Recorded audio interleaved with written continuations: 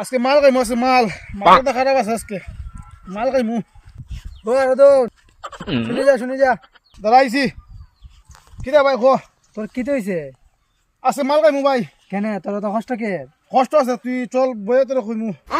ব ভাই ইন্ন ব মাল খামু ভাই আছে মাল বুঝছ নি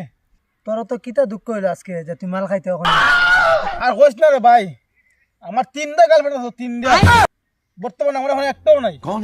আমিও তো জানি তোর 3টা গার্লফ্রেন্ড আসলো কিন্তু হঠাৎ করে একটাও নাই ব্যাপার কিতা আর কইস না রে ভাই একটা লোকের মাঝে 3 বছর থেকে একটা লোকের মাঝে 2 বছর থেকে আর এখন একটা নতুন লাগাইছি বুঝুন নি লাইন গেছলাম এটা লোকে দেখা করাত ইয়া দেখি রে ভাই